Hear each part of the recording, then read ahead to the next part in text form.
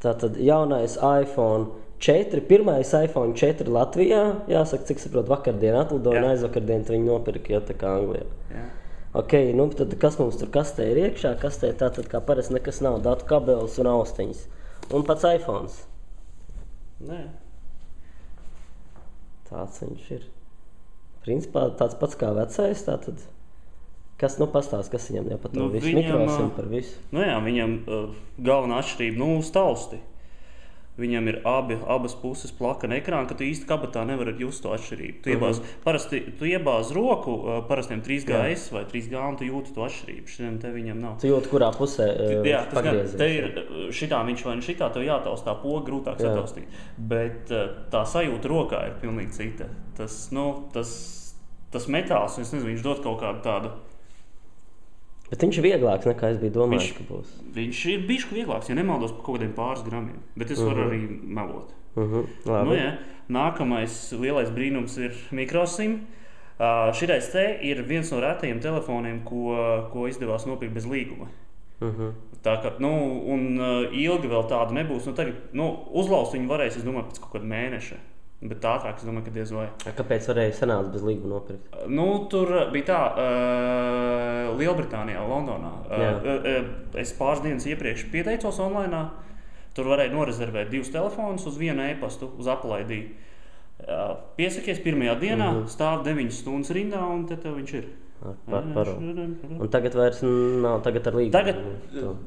Tagad es skatījos, es iegāju UK mājaslapā, tur vairāk nevar rezervēt. Ar līgumu lūdzu, jā, ejiet, ņemiet. Rādi. OS 4 folderi. Jā. Ar tiem tā kā viss būtu skaidrs, tas ir tā kā 3GS. Tas pats šo OS uzliekot uz 3GS folder arī strādās. Folder arī strādās. Uz 3G viņi arī strādās, uz 3G nestrādās multitasking. Es gan uzliku viņu. To var dev blogā izlasīt, kā to var izdarīt, pavisam vienkārši. Uzliek, bet tad viņš bremzē tā kā zvērs. Tur nav nekāda varianta. Uz 3G. Uz 3G, jā. 3GS, jā, viņam ir kā normāli, bet 3GS tā. Es jau iečakoju, kā strādā šitās te mūzikas programmas. Es pieņemsim ieliku, paklausījos Pandora bišķīt. Viņš aiziet iPad vietā, un respektīvi tu daries, tu ņemies pa e-pastu, kaut ko tur, tu aizies uz kalendāru, ņemies pa e-pastu, un tev fonā skan visu laiku Pandora. Tu vari, neizslēdzot, tas efektīvi. Ja tu uzliec kaut kādu video uploadoties, tad tu vari paralēli arī strādāt kaut ko citu vai jā, tev smaga mājaslapa kaut kādu, tu vari vaļā kaut kādu tur, es nezinu, tev būs ātri, tikmēr, kamēr tu dari, tu ieej iekšā, pasties kalendāru, e-pastu vēl kaut ko, un viņš tev jau būs. Ļoti labi, jā. Par to zonas zušanu spaidošu. Jā, dažreiz man liekas, ka varētu būt, ka ir. Bet to sola Apples saremontēt ar nākošu update, ko solīja jau principā. Tas būs software update. Jā, software update. Cerams, ka jā.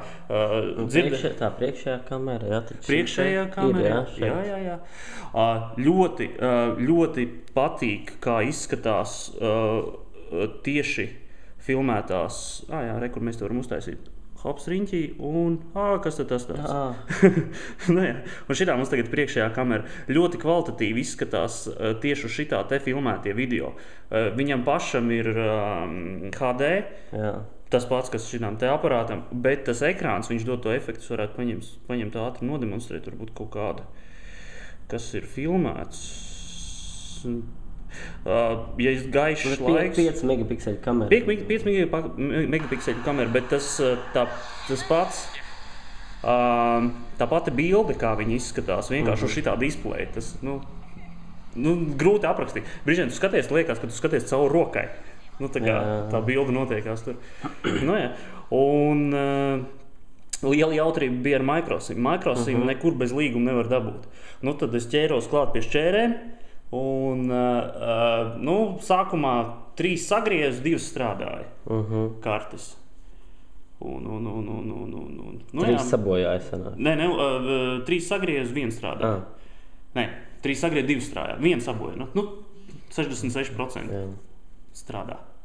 Es tad nejaušu video. Nē. Nu jā, principā viss tā kā, man iepriekšējais bija 3G, man jau liekas, ka lido nenormāli, vai ne? Nu, tam, kam 3GS varbūt atšķirība neliksies tik liela, vai ne? Un tā, bet, nu, man jau liekas, es esmu baigajā starā.